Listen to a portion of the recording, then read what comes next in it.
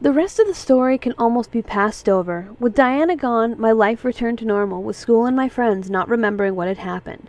It was as if magic never even appeared in my world. One thing was for certain, however. Sam loved me, and I loved him just as much. We had promised our lives to each other, and nothing was going to take that away from us, not even time itself. Our love was so powerful, it practically overwhelmed me with joy every time I found him holding me close every morning. To think, a demon in love with a human like me. It was unthinkable, unbelievable. It was practically impossible. But it was true. The other boys decided to leave of their own accord. They knew that my future would only need Sam at my side, so they each decided to start their own lives in the human world.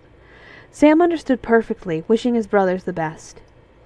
Besides, Sam had someone new to care for now. His brothers didn't need to worry about him now that he was caring for me. I felt bad as well, for being closer to Sam than the others, but they reassured me that I was okay and they would remain nearby should I ever need them. I was happy for that. They made me promise, however, that I would love Sam for as long as we lived. That promise was instantly given. But what of my future? Well, it was kind of made for me. Before I graduated, James decided to step into the light of the Anderson Toy Company, and, with the help of his demon powers and leadership charisma, he managed to influence not only the entire board, but my father as well, into letting him run for CEO. I was beyond shocked. How James managed to do all that was beyond me. But when the vote was called, James had taken over the company I was destined to have. He vowed to respect the wishes of the late CEO and help the company become an even grander company. For a demon, it was simple to make a company grand. My grandfather would have been proud to see how James helped it shine. With the CEO position filled, my father had no choice but to let me decide my future, which made me happy beyond compare. No longer would I have the future scaring me into a corner. I could choose my life on my own. That being said, I was still scared of where the future was going to take me. What did I want to do? Did I want to help James build the company? Did I want to venture off on my own? Sam reassured me that he would support me and help me through whatever I decided to do. I was grateful and would never forget that promise. I was happy and nothing could shake me down from that happiness. One afternoon, a good couple of years after the boys and I had met, I had a moment to myself, so I wandered my house and took in all that had happened as if it was all a dream. The demons, the devils, the magic, it was all surreal to believe. It almost frightened me to think that it could have all been a dream. But the warm feeling in my heart reminded me that it was all real. The demons, the magic, the love that I had. All real. I smiled as I held my hands to my chest, relishing in the feelings dancing within my soul. I let out a happy sigh before looking up and seeing where I had wandered to. I realized I was standing in the hallway near my bedroom. Guess I didn't wander far. Jeez, how the hell did I end up here? I stopped at the sound of Sam's voice. It sounded distant, but yet he was clear as day. I looked around to land my sights on an open window.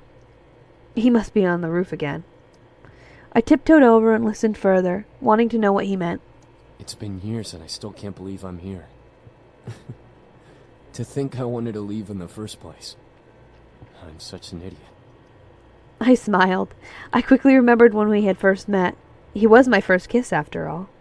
And I, of course, had the worst first impression ever. Why the hell did I do that? I stifled my giggles. He was thinking of the kiss, too.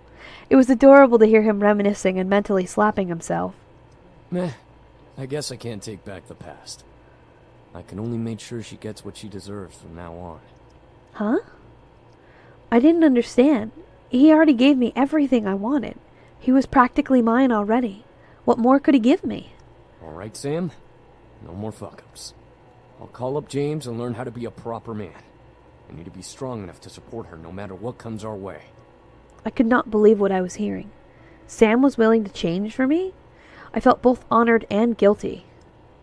I didn't want him to change. I loved him for him, no one else. I quickly went to the window and stepped up to grab the rooftop. Thank God I had upper body strength. My suddenly hand placement scared Sam. What the? Help me up, Sam!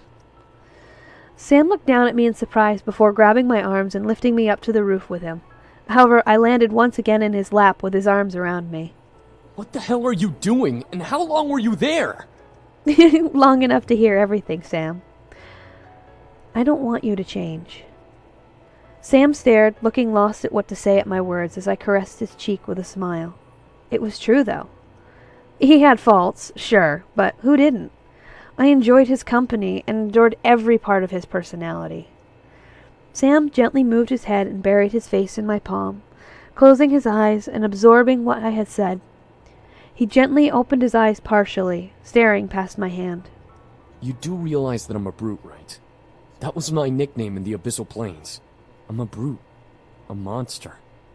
I'm not what someone can really want. Sam. Sam finally looked to me, a look of hopelessness in his eyes. You're what I want. You're not a brute, and you're not a monster.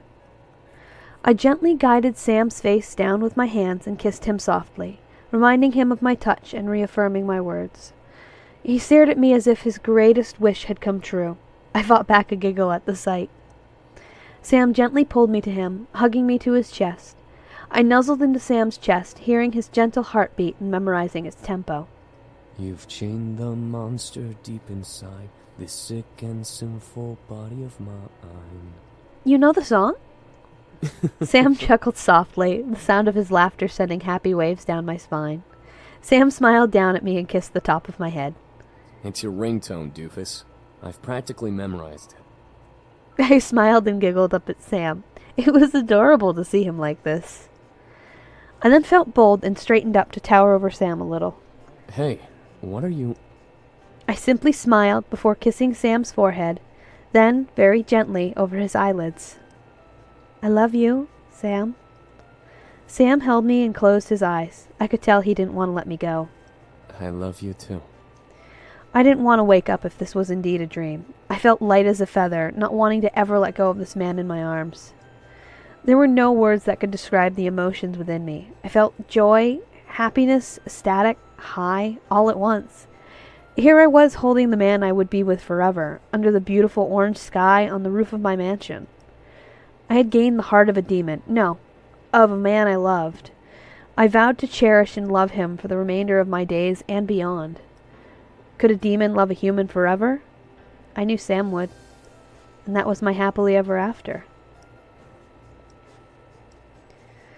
Alrighty, gonna let the credits roll. So thanks for watching, like and subscribe. Keep an eye out for the Seduce Me, the Otome 2 run through I'm gonna do. Sam's route as well. Alright. Thanks again.